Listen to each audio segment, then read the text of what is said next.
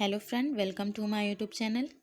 आज हम BA second year वालों को वैद्यनाथ मिश्र नागार्जुन के बारे में, इनकी व्याख्या के बारे में बताने जा रहे हैं। फ्रेंड, अगर आपको हमारी वीडियो पसंद आए, like comment subscribe bell icon को ज़रूर प्रेस करें, जिससे हमारी नई वीडियो की नोटिफिकेशन आपको मिल सके। तो चलिए फ्रेंड, हम इसे स्टार्ट करते हैं और ये वीडियो भी सेकेंड ईयर वालों के लिए काफ़ी यूज़फुल हो सकता है। तो यहाँ पे नागार्जुन ने अकाल और उसके बाद के बारे में वर्ण किया है। तो आइए अब हम इसे पढ़ते हैं और आपको इसकी व्याख्या को समझाते हैं। कई दिनों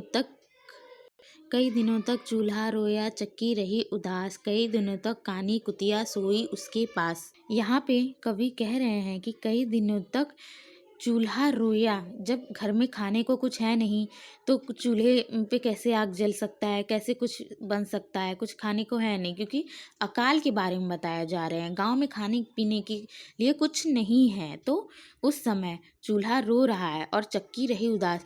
पहले की औरतें घर में ही हर चीज़ कुटाई पिसाई करती थी, तो वह चक्की भी उनकी उदास है। जब कुछ है ही नहीं तो वो कैसे क्या काम करेंगे।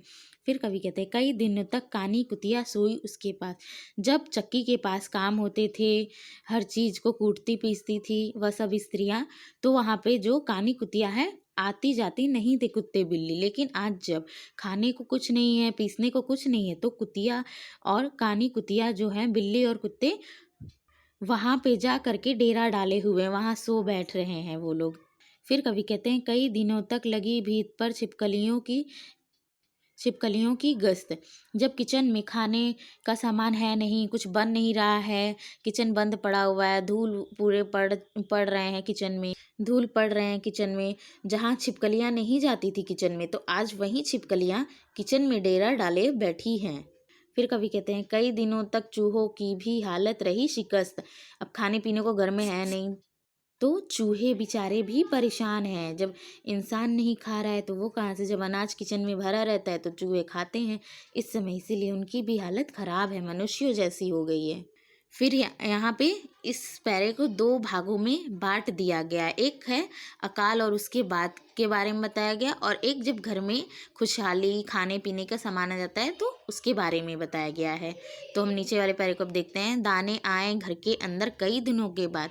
अब दाने आ चुके हैं घर में, खाने पीने का सामान आ चुका है, अनाज आ चुका है, कई दिनों के बाद आया है। फिर कहते हैं धुआं उठा आंगन से ऊपर कई दिनों के बाद। आज जब खाना बन रहा है, चूल्हा जल रहा है, तो धुआं आंगन के ऊपर से उठता हुआ दिख रहा है और सब खुश हैं। फिर कहते हैं चमक उठी घर भर की आंखें कई दिनों के बाद। जब खाने पीने का सामान मिल रहा है, सबको पता चल गया कि हाँ अब हमें खाना मिलेगा। नहीं तो लोग आधे पेट सोते थे, खाते कहीं खाना कभी मिलता था, कभी नहीं मिलता था, कभी पानी पी के ही सोना पड़ता था।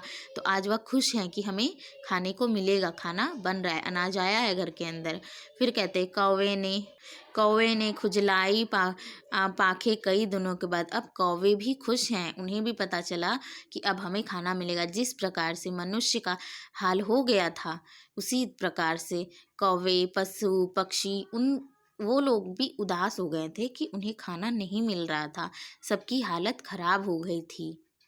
तो फ्रेंड, आपको ये हमारी वीडियो कैसी लगी? Like comment subscribe bell icon को ज़रूर प्रेस करिए, जिससे हमारी नई वीडियो की नोटिफिकेशन आपको मिल सके।